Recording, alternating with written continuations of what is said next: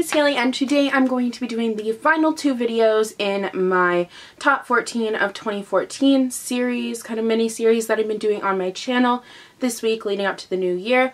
I was supposed to upload a video for the series yesterday, but I ended up working all day and then I came home and filmed it, and the lighting was just absolutely atrocious. Like, I could not upload it. So I just decided I would rather it be a better quality video than kind of rushed and just thrown out there. So I'm going to be filming both of those today and uploading them both today, hopefully. So today I'm going to be doing my top 14 of 2014.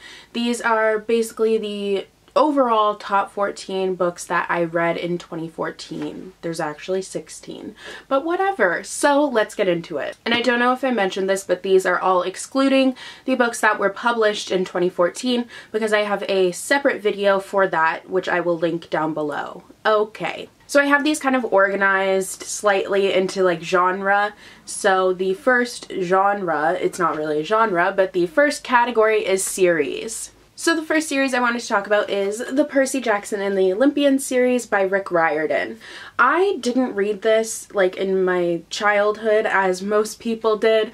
I just read all of these this year. I read one a month for 5 months, and it was really fun. I absolutely loved these books. They were so just fun and quirky and funny, and the humor is just so good, and I really like Greek mythology. Like any mythology I really like, so I love the fact that it centers around Greek mythology. It's just a really great series that I think anyone, no matter how old or how young you are, you will just enjoy it because it's funny but action-packed and just awesome. The next series is actually one I haven't finished yet, but I have read most of them, so I decided to include it anyways, and that is the Harry Potter series by J.K. Rowling. So I read the first 3 as a kid when I was 8, and then I kind of just gave up because the books got so big. I was just kind of over it.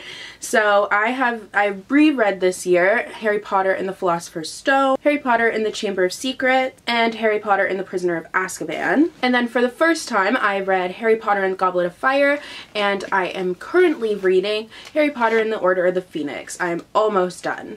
I grew up watching the Harry Potter movies, and all of my family would always read the books as they came out. I just wasn't that big of a reader, so I never read them, but it is so fun to be reading them for the first time now. I just absolutely love this series. It's literally so good. So the next genre is contemporary, and first I wanted to talk about Fangirl by Rainbow Rowell. I absolutely love this book. This is the second Rainbow Rowell book that I have read. I read Eleanor and Park first, but I liked this one a lot more. I mean, it's not that I didn't enjoy Eleanor and Park, it's just this one is so relatable. The main character is, one, she's a fangirl, so like she's absolutely crazy for this Simon Snow universe, which is kind of like the Harry Potter universe.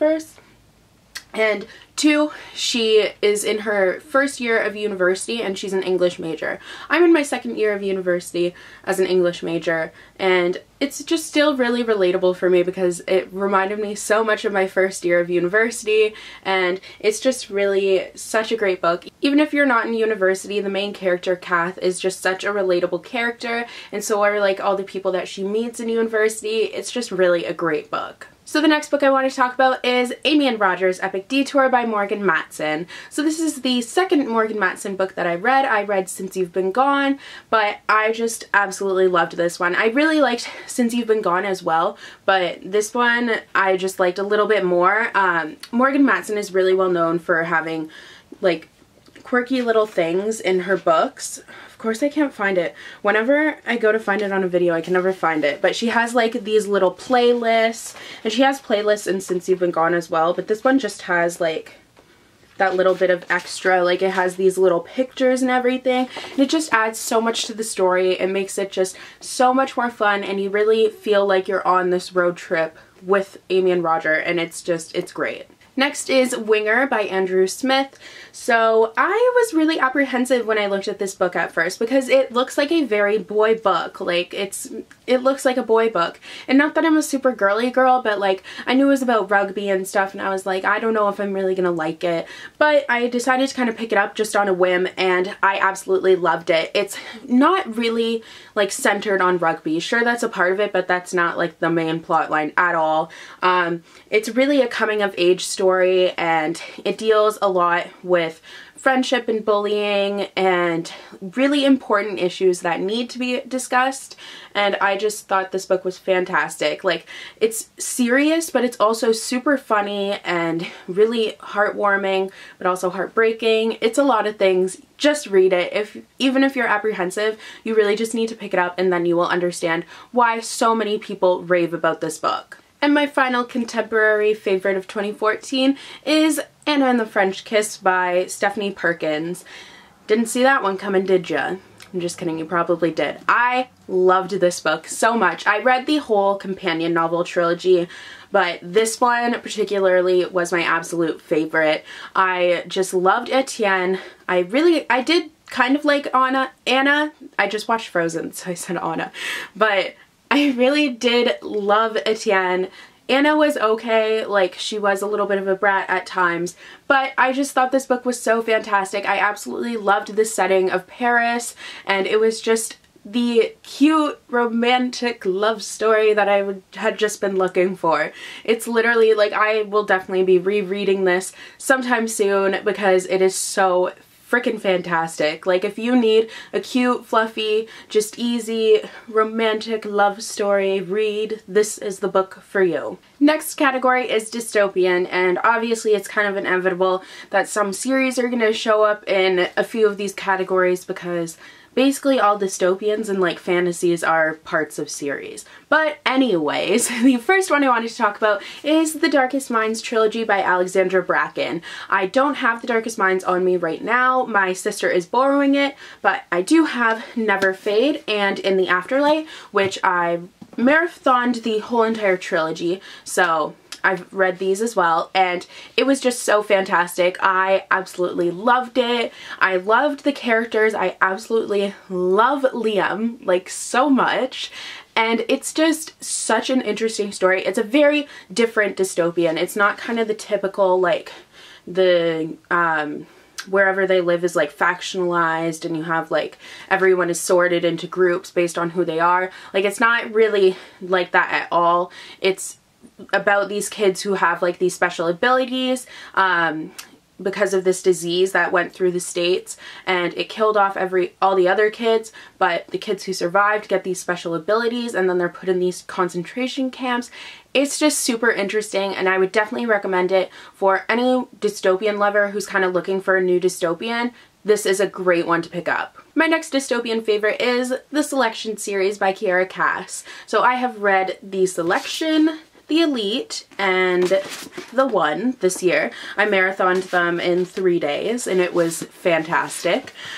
These aren't really like literary gems or anything. They're just really enjoyable stories and they're just interesting and cute. The romance is just fantastic and I just love Maxon. Like, I would marry him in a heartbeat. I mean, this is like The Bachelor, but The Bachelor is a prince. Like, come on. That's just awesome. It's so awesome. And my final dystopian favorite is another trilogy, shocker, and that is the Shatter Me trilogy by Tahara Mafi. So there is Shatter Me, Unravel Me, and Ignite Me. And Ignite Me was my favorite out of all of them, but these books are just so interesting. This one is a very, very different concept for dystopian as well. If you're kind of tired of the whole like government corruption and being like the main focus of the plot from the very beginning and everything, I would definitely pick up this or The Darkest Minds, because that's not the main thing. It's super interesting and you really just need to pick these up because they are so good. So I'm skipping over sci-fi because I don't really like sci-fi that much. I'm trying to get into it more in 2015. That's one of my goals. So yeah, I don't really have any sci-fi favorites. The next category is fantasy, and of course I have to start with Throne of Glass by Sarah J. Maas. I just got the hardcover edition and I just really like it. I have the paperback too, but I like the hardcover because it matches. But anyways, so this is a series about a female assassin who's in a competition to for who is the best assassin. It's really crazy. It's super awesome. Selena is such a badass character. I love her, and all the other characters are super enjoyable too. It's just really a great book. If you like fantasy, you will probably love this because it's great. Next I have the first two books in the Grisha trilogy by Leigh Bardugo. I haven't read the last one yet, but I have read and very much enjoyed Shadow and Bone and Siege and Storm. These books are just so good. It's such an interesting fantasy. It's really like nothing I've ever read before. I mean, the world that Leigh Bardugo creates is so interesting and it just makes you want to keep on reading, and her writing is fantastic. It's just so good.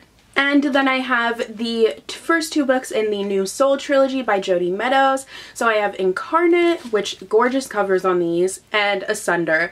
So I went into these books kind of not really expecting much. I thought it was going to be like an okay series, but they are so good. I don't know why this isn't talked about more on BookTube, because I think it's so good. It's basically the same like few thousand souls have been reincarnating for millions of years, and then all of a sudden one of the old souls who had been reincarnating dies, and this new soul comes and is living. So everyone's really confused and they're really mad at this new soul because someone else had to die for her. It's really crazy. You just need to read it. It's so good. It blows me away. Like, the world that's created in here is so interesting and intriguing and intricate. Oh. Next is the Infernal Devices trilogy by Cassandra Clare. So there is Clockwork Angel, Clockwork Prince, and Clockwork Princess, which has a gorgeous cover. So I read these kind of going into it apprehensive because I do like the Mortal Instruments series, but it's not my absolute favorite. I think it's like a 4-star series for me, and I'm kind of getting tired of reading about the Mortal Instruments universe, to be honest. So I was kind of like eh, but these take place in like Victorian era England, I want to say, but they kind of deal more with the downworlder world, I think, and I really just enjoyed that. I thought it was really awesome, and this series was just really great. I like it more than the Mortal Instruments series for sure. Next I have one paranormal favorite, and that is The Graveyard Book by Neil Gaiman.